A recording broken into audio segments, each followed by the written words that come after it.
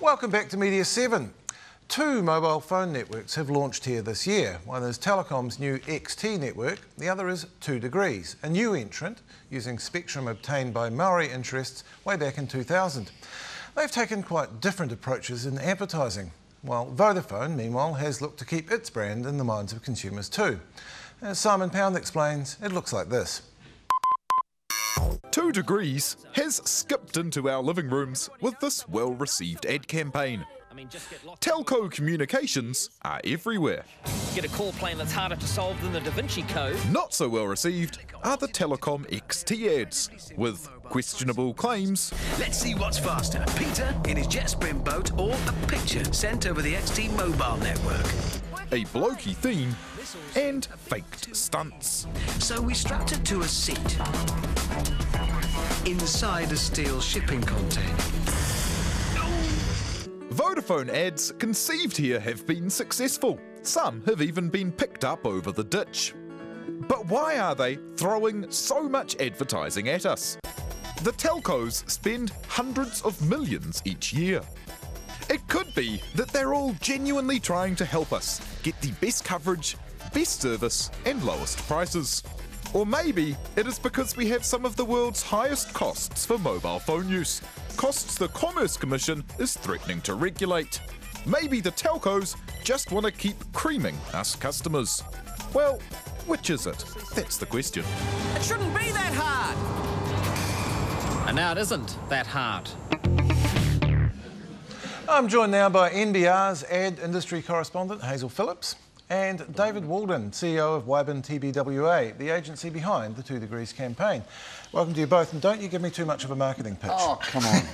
Come on, we've been waiting for this for too long. No, I'm preempting it, Dave. We need a better deal. I'm preempting it by starting with Hazel. Hazel, good call. You've been studying these. What do you make of the respective pitches? What are they trying for and what are they reaching? Well, where do we start? First of all, I think the 2 Degrees, I mean, that's top of mind at the moment. Everyone's sort of been chattering about that. And it's a good ad. I mean, I don't think you're going to find anyone... Yeah, and I'm not just saying that because Devo's within punching distance of me either. You're not going to find anyone in the industry who's going to stand up and say, you know, this is a crap ad, because it's a good ad. It does what it says on the packet, basically. And I think it's going to probably be quite a good contender for the Effies, the Effectiveness Advertising Awards. I suppose you can look at, is it going to get as many brownie points on the creative wankometer as something perhaps like Vodafone Fold, which is, you know, really exciting and everybody gets, you know, yeah, the guy, you know, and that's been picked up across the Tasman and everyone loves it. But does that ad make us feel as warm and fuzzy about Vodafone, or will that pull us over to Vodafone in the same way that 2 Degrees is making the country feel warm and fuzzy about its brand? Yeah, it is. So you've got two sides of the fence. There's quite the undertone of nationalism there, isn't there? Oh, there's a huge amount of anger. If anyone just goes to the Facebook page for 2 Degrees and you read the comments, and people are just ranting, and rightly so. You know, I think I have a handful of anti-Vodafone and anti-Telecom stories, and I'm one person among 4 million. That's actually an interesting thing about Vodafone's brand perception. They have lost that challenger status now. Yep. They're just seen as another incumbent, aren't they? Absolutely. They can't claim to be the underdog anymore. And, you know, I think what we're going to see, I mean, Vodafone's got a big business push on right now with their advertising, and we're going to see Vodafone and Telecom probably going head-to-head for the business clients, the big corporate clients, and then we're probably going to see 2 Degrees scooping up all the single connect options, and I think they're going to do that really successfully. Now, Dave, you did, in creating that ad, you have gone for that underdog. You've gone for the plucky Kiwi battler, haven't you? Oh, no, I think what we've done is go out to connect with New Zealanders. I mean, I think we've got the two big ugly gorillas in the room, and they're spending lots of money, and they're throwing it at us, and they're trying to persuade us through weight of advertising that their proposition is really compelling. We didn't have that amount of money. 2 Degrees is the challenger. They're new on the market, so we had to use someone who could connect with New Zealanders, who could succinctly deliver the message and sum up the fact that New Zealanders have had enough. You know, these two gorillas have rorted us for years. we've had enough. Here's a new player on the block. They're going to give us a better deal and bring it on. It's not much of a better deal. Your bill will be simpler. It's not like it's going to be cheaper, Dave. 30,000 pre-registers already in 9 days. 30,000 Kiwis have voted with their fingers. We got more friends on Facebook than XT, even with the hamster. Which may well have flushed out Telecom's announcement today that they've had 100,000 sign-ups for XT. Yeah, well, good luck with that, you know. Hello. That's about, how much do they spend to get either one of those? I mean, it's all our money too, incidentally. But I think the great thing about 2 Degrees is it's touched a nerve with Kiwis, and they like the pitch. They say, yeah, we do want a better deal. We do want someone who treats us with a bit of respect. We do want to have a bit of fun. And, you know, it's too slick. Vodafone's become all slick and it's all... And what on earth... What on earth is the... Your ad's a bit dorky, frankly, isn't it? Is that the market? Yeah, we love a bit of... We're all a bit dorky. We're Kiwis. Why do I need a man from the UK, hugely expensive, to come down here and show me that it takes the same amount of time to send a picture from me to you that some crazy jet boat goes swinging around the South? I mean, it is bollocks. It is absolute bollocks. That was a meaningless comparison. It is a rubbish ad from a company that's got too much money. No, you shut up for a moment. Hazel, that was a meaningless comparison in the XT ad, wasn't it? Between the speed of a boat and the speed of a telecommunications network. I mean, I study this stuff and it doesn't make any sense. Look, Russell, I think that the issues with the XT advertising go far beyond just a comparison. You know, on my drive here this evening, a 20-minute drive into the city, I saw Richard Hammond 5 times. And I don't know about anybody else, but that's too much Richard Hammond in my day. You know, I mean, it's early days in our relationship, and I think we're seeing a bit too much of each other. So it's been a huge saturation campaign, and I think that the huge key difference between 2 Degrees and the XT advertising is that 2 Degrees has actually they've reserved Restarby just for the TV. I think that was a really savvy thing to do, whereas the XT advertising, it's Richard Hammond everywhere. And I understand why they chose him. You know, he's the sexy one. I'm putting up my sarcastic quote marks here. He's the sexy one.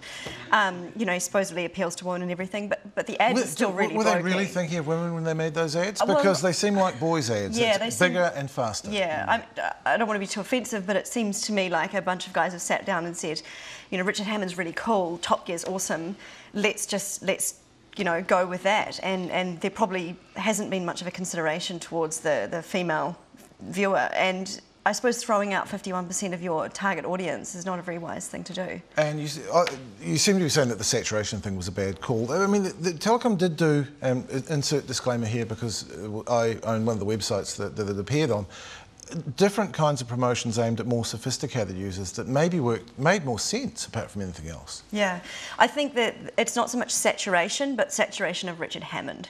So if they had different creatives for different places, or perhaps if they had some ad shells, I'm assuming that I haven't seen any ad shells that feature Zoe Bell or Anna Stretton, for example. So perhaps if they'd kind of mixed it up a little bit, that would have made a huge difference. But the interesting thing, Russell, is that the only thing people remember is Richard Hammond. Now, the message that he was presenting, and I mean, the only reason we use a presenter is to get across a message. I don't think the message has got through. I think Richard Hammond has been such a big personality, he's got in the way of what Telecom are trying to say. Restarby is a quirky, he's a bit, you know, weird. But those ads are saying to people that there's a better deal out there, that you don't have to get locked into a contract, that you can have flexibility, that the more people that sign up, the better a deal it'll be for everybody. So there's an inherent sense of these are things that people want to hear, and it's things that we've been able to somehow. And I mean, I've got to tell you, you know, you luck into a few of these things.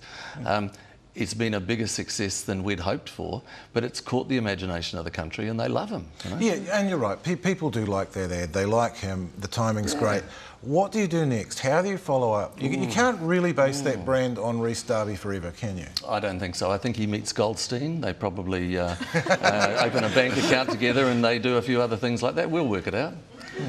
You know, don't you worry. Yes. It's really funny that you should mention Goldstein, because I see telcos and banks as two things that are quite hard to advertise, because nobody likes a telco, nobody likes a bank, and it's interesting that TBWA, I don't want to sound like the card-carrying member of the TBWA fan club here, but they've managed to do that with Goldstein for banking, and they've managed to do that with Restarby for 2 Degrees.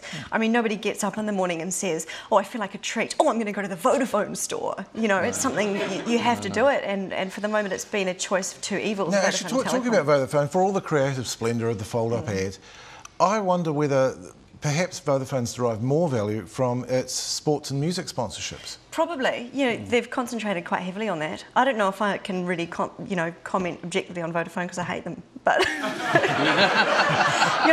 ad. Vodafone Fold is fantastic, but hate Vodafone, hate Telecom. 2 degrees, bring it on, can't wait. And quite frankly, I don't think I'm alone. I think I've got nearly 4 million people behind me saying the same thing. If you're saying that and you're the specialist in this, does that suggest that there needs to be a rethink at the agency level of those other two? Hugely. I think what we're seeing now is that Vodafone and Telecom are actually going to have to go right back to square one, and they're going to have to look at not just like let's throw some good ads at it, but we've got to figure out how do we treat our customers, and let's fix that from the bottom up. There's no sense in papering over the cracks with this anymore. No number of good ads are going to fix the problem that they've created for themselves. The ironic thing, I think, Russell, is that when Telecom kind of was the only game in town, Vodafone arrived and it was the challenger. It was the one we all fell in love with because we hated Telecom. Now, suddenly it's become another big ugly gorilla that's just sitting there, and they have kind of worked out between them that they're going to rape and pillage, and what they need is someone to come in and keep them honest, and that's what 2 degrees is going to do. Well, I look forward to their price cuts. And that is our show for this week. Thank you to Kristen Dunn-Powell, Tracy Walker and Miriana Alexander, to our privacy panel, Stephen Price, Philly Isles and Vincent Burke, and to you two as well. And a special thanks to the management and staff of The Classic. This is our last show from this venue, where there have been plenty of laughs and a few tears. Media7 will be back at the same time next week from a new location on Hobson Street. Until then, goodbye.